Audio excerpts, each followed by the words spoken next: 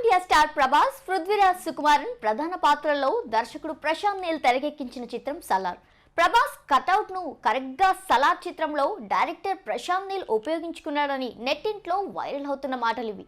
అయితే ఒక హీరోను క్యారెక్టర్ కి తగ్గట్టుగా ఎలివేట్ చేయడం కూడా అందరి వల్ల కాని పని.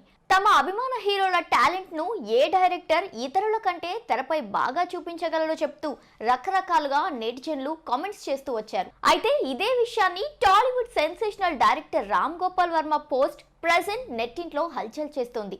అందులో అన్ని సినిమాటిక్ గా ఉన్న పవన్ కళ్యాణ్ కు మాత్రం కొంచెం పొలిటికల్ టచ్ ఇచ్చారు. ప్రభాస్ ను కరెక్ట్ గా వాడుకుంది రాజమౌళి, ప్రశాంత్ నీల్. జూనియర్ ఎన్టీఆర్ ను బాగా వెండితెరపై ఉపయోగించుకుంది వివి వినాయక్, రాజమౌళి. అల్లు అర్జున్ ని సూపర్ గా వాడుకుంది సుకుమార్, త్రివిక్రమ్.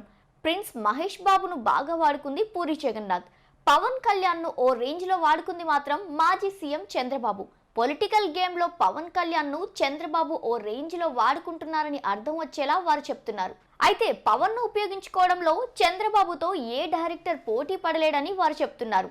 ఈ విషయంలో టీడీపీ, జనసేన అభిమానులు కూడా కరెక్టే అని వత్తాసు పలుకుతున్నారు.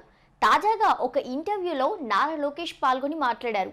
అక్కడ 2024లో జనసేన, టీడీపీ కూటమి అధికారంలోకి వస్తే గనుక ఎవరు నెక్స్ట్ సీఎం అనే ప్రశ్న ఎదురైంది. ఒక్క క్షణం కూడా ఆలోచించకుండా చంద్రబాబు మాత్రమే సీఎం అని చెప్పారు.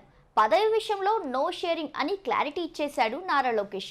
మరి ఇంత క్లారిటీగా చిన్నబాబు ఉంటే పెద్దబాబు మాత్రం ఏ క్లారిటీతో ఉన్నాడో ఇప్పటికీ చెప్పలేదు.